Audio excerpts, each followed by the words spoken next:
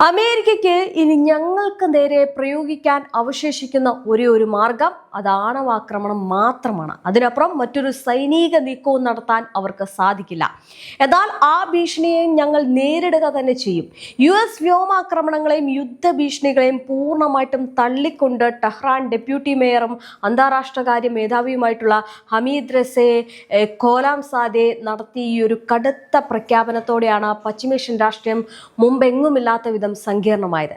ഇറാനെ ലക്ഷ്യമിട്ടുള്ള അമേരിക്കയുടെ പരമ്പരാഗത സൈനിക മാർഗങ്ങളെല്ലാം ഇതിനോടകം തന്നെ പരാജയപ്പെട്ടു കഴിഞ്ഞുവെന്ന് അദ്ദേഹം മാധ്യമങ്ങളോട് അവകാശപ്പെടുകയും ചെയ്തിട്ടുണ്ട്.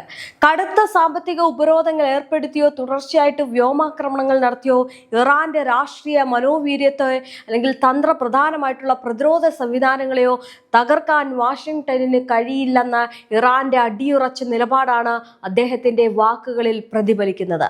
അമേരിക്കൻ പ്രസിഡന്റ് ഡൊണാൾഡ് ട്രംപ് നൽകിയ ഏറ്റവും പുതിയ അന്ത്യശാസനകൾക്കുള്ള ശക്തമായിട്ടുള്ള തിരിച്ചടിയായാണ് ഇറാന്റെ ഈ ഒരു പരസ്യമായിട്ടുള്ള പ്രതികരണം വിലയിരുത്തപ്പെടുന്നത്. അമേരിക്കൻ യുദ്ധവിമാനങ്ങൾ ഇറാന്റെ വിവിധ കമാൻഡ് സെന്ററുകൾക്ക് നേരെ ആക്രമണം നടത്തിയെങ്കിലും അവയൊന്നും തങ്ങളുടെ ലക്ഷ്യം കണ്ടിട്ടില്ല എന്നാണ് ഇറാൻ ഭരണകൂടത്തിന്റെ വിലയിരുത്തൽ. ഹോർമുസ് കടലിടുക്കിന്റെ നിയന്ത്രണം പിടിച്ചെടുക്കാനും ഇറാന്റെ ആണവ മുന്നേറ്റങ്ങളെ തടയാനും അമേരിക്ക നടത്തുന്ന നീക്കങ്ങൾക്ക് തങ്ങൾ വഴങ്ങില്ല എന്നും ഖോലാംസാദെ വ്യക്തമാക്കുന്നുണ്ട്. അതുപോലെ തന്നെ ഈ ഒരു പശ്ചാത്തലത്തിൽ അമേരിക്കയും ഇറാനും തമ്മിലുള്ള നേരിട്ടുള്ള നയതന്ത്ര ചർച്ചകൾ പൂർണ്ണമായിട്ടും സ്തംഭിച്ച അവസ്ഥയിലാണ്.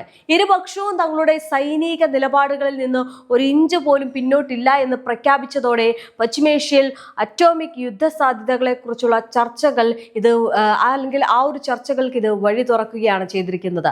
ഇറാൻ ഡെപ്യൂട്ടി മേയറുടെ ഈ ഒരു കടുത്ത പ്രസ്താവനകൾ പുറത്തു വരുന്നത് മേഖലയിൽ അമേരിക്ക വൻതോതിലുള്ള സൈനിക നടപടികൾ പൂർത്തിയാക്കിയ പശ്ചാത്തലത്തിലാണ്.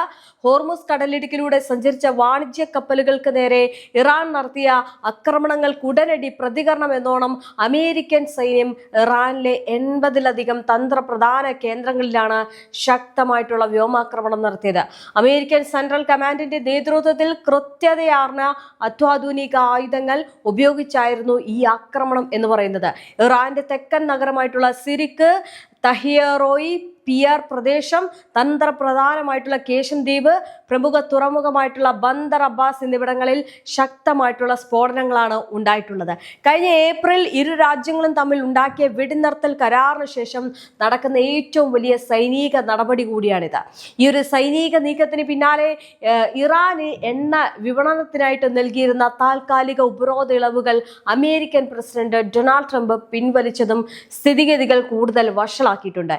ഇതേ സമയം തന്നെ ട്രംപും ഇസ്രായേൽ പ്രധാനമന്ത്രി ബെഞ്ചമിൻ നെതന്യാഹുവുമായിട്ട് ഫോണിൽ സംസാരിക്കുകയും അമേരിക്കയിൽ നേരിട്ട് കൂടിക്കാഴ്ച നടത്താൻ തീരുമാനിക്കുകയും ചെയ്തത് ഇറാന് നേരെയുള്ള ഒരു സംയുക്ത നീക്കത്തിന്റെ സൂചനയായിട്ട് വിലയിരുത്തപ്പെടുന്നുണ്ട്. കഴിഞ്ഞ ഏപ്രിൽ മാസത്തിൽ ഇരു രാജ്യങ്ങളും ഒപ്പുവെച്ച വെടിനിർത്തൽ ധാരണകൾക്ക് ശേഷം മിഡിൽ ഈസ്റ്റിൽ ഉണ്ടാകുന്ന ഏറ്റവും മാരകമായിട്ടുള്ള സൈനിക ഏറ്റുമുട്ടലാണിത്. ഈ വിപുലമായിട്ടുള്ള ആക്രമണത്തിന് പിന്നാലെ ഇറാന്റെ പ്രധാന വരുമാന സ്രോതസ്സായിട്ടുള്ള എണ്ണ വിപണനത്തിന് നൽകിയിരുന്ന താൽക്കാലിക ഉപരോധ ഇളവുകൾ അമേരിക്കൻ പ്രസിഡന്റ് ഡൊണാൾഡ് ട്രംപ് റദ്ദാക്കിയതും പ്രതിസന്ധി ഇരട്ടിയാക്കിയിട്ടുണ്ട്. ഇതേസമയം തന്നെ പ്രസിഡന്റ് ട്രംപും ഇസ്രായേൽ പ്രധാനമന്ത്രി ബെഞ്ചമിൻ നെതന്യാഹുവുമായിട്ട് അടിയന്തര ഫോൺ ചർച്ച നടത്തുകയും വരും ദിവസങ്ങളിൽ അമേരിക്കയിൽ നേരിട്ട് കൂടിക്കാഴ്ച നടത്താൻ തീരുമാനിക്കുകയും ചെയ്തിട്ടുണ്ട്.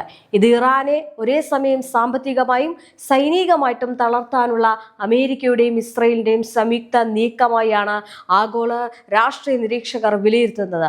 ആഗോള സമ്പദ് വ്യവസ്ഥയെ ഉലയ്ക്കുന്ന ഹോർമുസ് തർക്കം ഈ ഒരു ലോക വിപണിയുടെ ജീവനാഡിയായിട്ടുള്ള ഹോർമുസ് കടലിടുക്കിന്റെ ഉടമസ്ഥാവകാശത്തെ ചൊല്ലിയുള്ള കടുത്ത തർക്കങ്ങളാണ് നിലവിലെ ഈ ഒരു വൻ യുദ്ധ പ്രതിസന്ധിയുടെ പ്രധാന കാരണം എന്ന് പറയുന്നത്.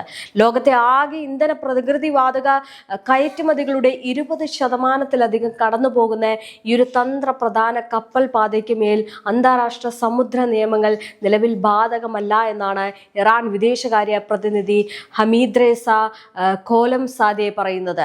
ഈ വരും ദിവസങ്ങളിൽ പാത ഉപയോഗിക്കുന്ന അന്താരാഷ്ട്ര വാണിജ്യ കപ്പലുകൾക്ക് മേൽ പ്രത്യേക സുരക്ഷാ നികുതി ചുമത്തുമെന്ന ഇറാന്റെ പുതിയ പ്രഖ്യാപനം ആഗോള വിപണിയെ കടുത്ത ആശങ്കയിലാഴ്ത്തിയിട്ടുണ്ട്. ഈ ആഗോള വിപണി വലിയ രീതിയിൽ തന്നെ വെല്ലുവിളിയായി മാറും എന്നതിൽ സംശയമില്ല. ഹോർമുസിന്റെ പൂർണ്ണമായിട്ടുള്ള നിയന്ത്രണവും സുരക്ഷാ അവകാശവും ഗൾഫ് രാജ്യങ്ങൾക്ക് മാത്രമാണെന്ന് ഇറാൻ വാദിക്കുമ്പോൾ ഇവിടെ സ്വതന്ത്ര കപ്പൽ ഗതാഗതം ഉറപ്പാക്കേണ്ടത് ആഗോള സുരക്ഷയുടെ ഭാഗമാണെന്ന് അമേരിക്കയും സഖ്യകക്ഷികളും ഒരേ സ്വരത്തിൽ പറയുന്നുണ്ട്. ഈ ഒരു തർക്കങ്ങൾക്കിടയിൽ സമുദ്രമേഖലയിൽ US നേവിയുടെ സാന്നിധ്യം വർദ്ധിക്കുന്നത് പശ്ചിമേഷ്യ ഒരു വൻ സ്ഫോടനത്തിലേക്ക് നയിക്കുകയാണ്. ഇവിടെ നിർണായകമാകുന്നത് ഖമേനിയുടെ വിലാപയാത്രയും രാഷ്ട്രീയ തർക്കങ്ങളുമാണ്. ഈ അന്തരിച്ച ഇറാന്റെ പരമോന്നത നേതാവ് അയത്തുള്ള അലി ഖമേനിയുടെ സംസ്കാര ചടങ്ങുകളെ കേന്ദ്രീകരിച്ചും കടുത്ത രാഷ്ട്രീയ ആരോപണ പ്രത്യാരോപണങ്ങൾ ഉയർന്നു വരുന്നുണ്ട്. ജൂലൈ 4 ഇറാനിൽ തുടക്കം കുറിച്ച 5 ദിവസത്തെ വിലാപയാത്രകളെ അട്ടിമറിക്കാൻ അമേരിക്കയും ഇസ്രയേലും സംയുക്തമായിട്ട് പദ്ധതി ഇട്ടിരുന്നതായിട്ട് ഇന്റർനാഷണൽ അഫയേഴ്സ് ഹെഡ് ഖോറംസാദയെ കുറ്റപ്പെടുത്തിയിരുന്നു. എന്നാൽ വിലാപയാത്രയിലേക്ക് ഒഴുകിയെത്തിയത് ദശലക്ഷക്കണക്കിന് ജനക്കൂട്ടത്തെയും വിവിധ വിദേശ രാജ്യങ്ങളിൽ നിന്നുള്ള പ്രതിനിധികളുടെ പങ്കാളിത്തവും കണ്ട് ഭയന്നാണ് അമേരിക്കൻ സഖ്യം ഈ ഒരു അട്ടിമറി നീക്കത്തിൽ നിന്ന് പിന്മാറിയത് എന്നാണ് ഇറാന്റെ വാദം. ഖേം, ടെഹ്റാൻ എന്നീ നഗരങ്ങളിലെ വിപുലമായിട്ടുള്ള വിലാപയാത്രകൾക്ക് ശേഷം മൃതദേഹം ഇറാഖ് അതിർത്തി കടത്തി ജൂലൈ 9 മഷാദിലെ വിശുദ്ധമായിട്ടുള്ള ഇമാം റസെ ദേവാലയത്തിന് സമീപമാകും സംസ്കരിക്കുക. നിലവിലെ വഷളായ യുദ്ധ സാഹചര്യത്തിൽ ഈ ഒരു വിലാപയാത്രയെ തങ്ങളുടെ ഭരണകൂടത്തോടുള്ള ജനങ്ങളുടെ ഐക്യദാർഢ്യം ലോകത്തിന് മുന്നിൽ തെളിയിക്കാനുള്ള ഒരു വേദിയായിട്ട് ഇറാൻ വിജയകരമായിട്ട് ഉപയോഗിച്ചു കഴിഞ്ഞു എന്നതാണ്. എന്തായാലും മിഡിൽ ഈസ്റ്റിൽ ശക്തി പ്രാപിക്കുന്ന സൈനിക നീക്കങ്ങൾ നടക്കുകയാണ്. അന്താരാഷ്ട്ര ഇന്ധന വിപണിയെ ഇതിനോടകം തന്നെ കടുത്ത പ്രതിസന്ധിയിലാക്കി ഈ ഒരു യുദ്ധം കഴിഞ്ഞിട്ടുണ്ട്. അമേരിക്കൻ വ്യോമാക്രമണ വാർത്തകൾ പുറത്തു വന്നതിന് തൊട്ടു പിന്നാലെ രാജ്യാന്തര വിപണിയിൽ ബ്രന്റ് ക്രൂഡ് ഓയിലിന്റെ വില ബാരലിന് $75 കടന്ന് കുതിച്ചുയരുകയാണ്. എണ്ണവിലയിൽ ഉണ്ടാകുന്ന പെട്ടെന്നുള്ള വർധനവ് ഇന്ധന ഇറക്കുമതിയെ മാത്രം ആശ്രയിച്ച് മുന്നോട്ടു പോകുന്ന ഇന്ത്യ ഉൾപ്പെടെയുള്ള വികസ്വര രാജ്യങ്ങളുടെ സാമ്പത്തിക അടിത്തറയെ ദോഷകരമായി ബാധിക്കുമെന്ന കാര്യത്തിൽ തർക്കമില്ല. പശ്ചിമേഷ്യയിൽ രൂപപ്പെട്ടിരിക്കുന്ന ഈ ഒരു സങ്കീർണമായിട്ടുള്ള സാഹചര്യം 2 രാജ്യങ്ങൾക്കിടയിലെ മാത്രം തർക്കമല്ല, മറിച്ച് ആഗോള വിപണിയെയും അന്താരാഷ്ട്ര സുരക്ഷാ സംവിധാനങ്ങളെയും ഒരേപോലെ ഉലയ്ക്കാൻ പോകുന്ന വലിയൊരു ഭീഷണിയാണ്. എത്രയും വേഗം ശക്തമായിട്ടുള്ള നയതന്ത്ര ഇടപെടലുകളിലൂടെ ഇതിനൊരു ശാശ്വത പരിഹാരം കണ്ടെത്താൻ കഴിഞ്ഞില്ലെങ്കിൽ വരും ദിവസങ്ങളിൽ ലോകത്തിന് സാക്ഷ്യം വഹിക്കേണ്ടി വരിക വലിയൊരു ആഗോള സാമ്പത്തിക തകർച്ചയ്ക്കും ഒരുപക്ഷെ നിയന്ത്രണാതീതമായ ഒരു മഹായുദ്ധത്തിനുമായിരിക്കും. എന്തായാലും ഇപ്പോൾ യുദ്ധം കനക്കുകയാണ്. ഇറാന്റെ ഭാഗത്ത് നിന്ന് ബഹ്റിനിലേക്കും കുവൈറ്റിലേക്കും നിർത്താതെ മിസൈലുകൾ തൊടുത്തുവിടുന്നു എന്നുള്ള വാർത്തകളൊക്കെ വരുന്നുണ്ട്. ഇതോടൊപ്പം തന്നെ അമേരിക്ക 80 കേന്ദ്രങ്ങളിലാണ് ഇറാനിലേക്ക് യുദ്ധം നടത്തിയത് അല്ലെങ്കിൽ ആക്രമണം നടത്തിയത്. ഈ ആക്രമണത്തിന് പ്രതികാരം എന്നോണം ഒന്നാമതേ ഈ ഒരു ആക്രമണം നടക്കുന്ന സമയത്ത് ഇറാനെ സംബന്ധിച്ചിടത്തോളം അവിടെ ആയത്തുള്ള അലി ഖമേനിയുടെ ശവസംസ്കാര ചടങ്ങുകളാണ്.